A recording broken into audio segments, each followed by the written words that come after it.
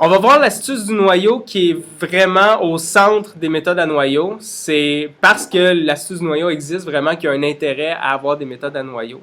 Et l'idée, c'est en fait de voir que certains noyaux dont implicitement la représentation en fonction de base va être en très très haute dimension, très non linéaire, mais que le calcul du noyau en soi, c'est-à-dire le calcul du produit scalaire entre les représentations en fonction de base, va être beaucoup plus efficace. Donc, précédemment, on a vu que c'était possible d'attaquer le problème de la régression linéaire sur une représentation en fonction de base, un peu différemment avec ce qu'on a appelé la représentation duale. Dans ce cas-ci, on arrêtait d'avoir un W qu'on essayait d'apprendre pendant l'entraînement. À la place, on apprenait un vecteur A où chacune des composantes, ça disait c'est quoi la contribution de chacune des entrées, chacun des exemples d'entraînement dans la formation du vecteur W. Donc, on a vu que W, on pouvait l'écrire comme une somme des AN, donc les éléments dans A, multipliés par la représentation en fonction de base de mes entrées. Okay. Puis, si j'ai ça, en fait, lorsque vient le temps de faire une prédiction, je n'ai même pas besoin de W explicitement. Tout ce que j'ai besoin de faire, c'est prendre mon vecteur de contribution de chacune des entrées, puis le multiplier par un vecteur qui compare ma nouvelle entrée X avec chacune des entrées dans mon ensemble d'entraînement. La comparaison que je fais, c'est un produit scalaire comme ça entre les représentations en fonction de base.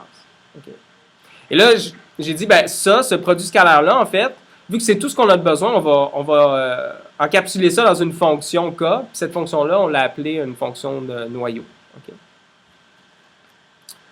Donc, l'astuce du noyau, ça va viser à justement exploiter ça. Le fait qu'on n'a pas besoin de W, puis en fait, on n'a même pas besoin de phi nécessairement explicitement. Tout ce qu'on a besoin de faire, c'est des produits scalaires entre les vecteurs phi.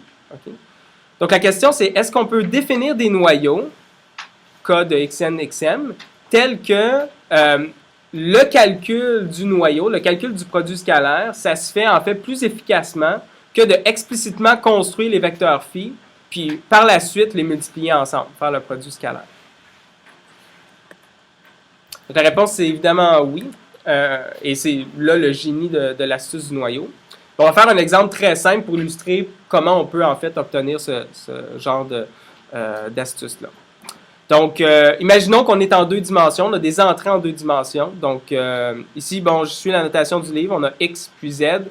Tantôt, on avait xn ou xm, ça aurait pu être ça aussi. Des fois, je vais écrire x puis x'. Donc, c'est juste deux vecteurs différents dont on veut faire le produit scalaire dans leur représentation fonction de base. Maintenant, imaginons que mon noyau, en fait, pour le calculer, je fais simplement ça ici. Je fais le produit scalaire entre x et z. Okay? Donc, pas leur représentation fonction de base, entre x et le vecteur x et le vecteur z, qui sont tous les deux en dimension 2. Puis, je mets ça au carré. Okay? Donc, ça veut dire que je fais le premier élément de x fois le deuxième premier élément de x fois le premier élément de z, plus le deuxième élément de x fois le deuxième élément de z, puis je mets ça au carré. Okay? Donc, si je fais ce calcul-là, ben, j'ai cette multiplication-là à faire ici, celle-là ici. Puis, une fois que j'aurai fait l'addition, ben, prendre le résultat de l'addition, le multiplier par lui-même, c'est une autre multiplication. Donc, j'aurai 3 multiplications à faire. Okay? Puis, en termes du nombre d'additions que j'ai à faire, j'en ai une seule. C'est celle-là ici. Okay? Maintenant, ce qu'on va faire, c'est qu'on va développer le carré pour voir est-ce qu'on ne pourrait pas écrire ça sous la forme d'un produit scalaire entre deux représentations de base. Donc, si je développe ici, ben, je vais avoir x1, z1 fois lui-même. Donc, je vais avoir x1 au carré fois z1 au carré. Plus x1, z1 fois x2, z2 plus x2, z2 fois x1, z1. Donc, je vais avoir deux fois finalement x1, z1 fois x2, z2. Plus ce terme-là au carré fois lui-même. Donc, x2 au carré fois z2 au carré. Maintenant, on va remarquer qu'on a finalement une somme de certains produits.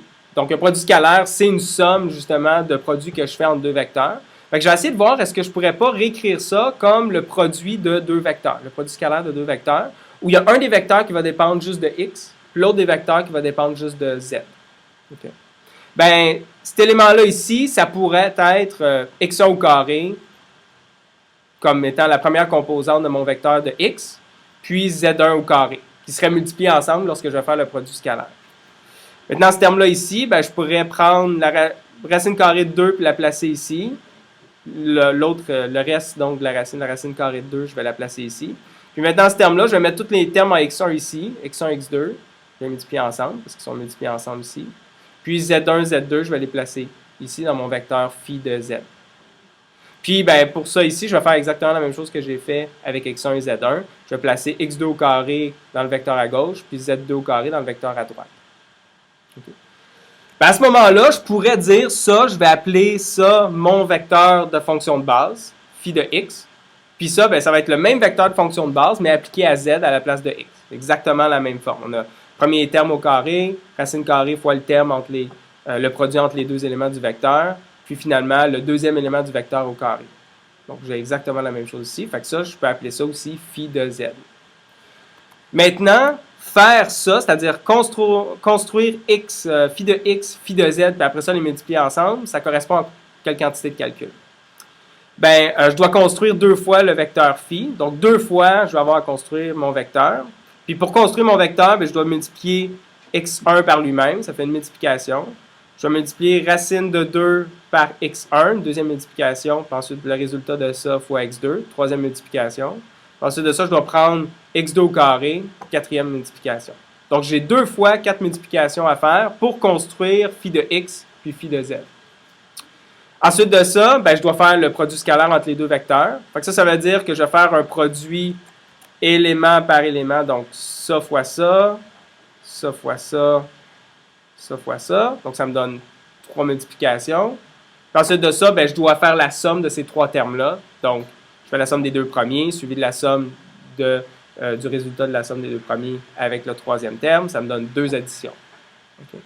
Donc, on voit que dans cet exemple simple-là, j'ai réussi, en fait, à implicitement faire le produit scalaire entre 2 représentations phi de x, mais faire leur calcul pour ensuite faire le produit scalaire, ça m'aurait pris 8 multiplications, plus 3 autres, puis 2 additions, tandis que si je le calcule comme ça à la place, ça me prend juste 3 multiplications, puis une addition. Okay? C'est un peu ça l'observation qui est au cœur de l'astuce du noyau. C'est de voir qu'en fait, il y a des noyaux tels que le produit scalaire se calcule bien plus efficacement que de construire une représentation explicite en phi de x. Puis à l'inverse, il y a des noyaux, donc implicitement, c'est le produit scalaire entre des phi de x, fait que je peux l'utiliser dans la formulation duale de la régression, la formulation sous la forme de noyau, d'une méthode à noyau. Ce noyau-là, il y a une forme générale pour ce noyau-là, on l'appelle le noyau polynomial. Le x', c'est l'équivalent de z que j'avais dans l'autre diapositive. Donc, c'est juste un autre x. Le noyau polynomial, c'est simplement, je fais le produit scalaire entre mes deux vecteurs, j'ajoute une constante qui est positive, puis je prends le résultat, puis je le mets à la m. Okay? Puis m, ici, c'est un hyperparamètre, c aussi. Okay? M, en fait, va déterminer le degré des produits que je vais avoir dans mon vecteur. Donc, on peut démontrer que implicitement, si je calcule ce noyau-là, c'est le produit scalaire en des représentations phi de x implicite qui contient tous les produits possibles entre les éléments de x. Okay? Donc, finalement, ça va me construire une base polynomiale qui va me permettre de faire de la régression polynomiale. Donc, plus explicitement, le phi de x, il va avoir essentiellement la forme suivante. Son premier élément, ça va être une constante.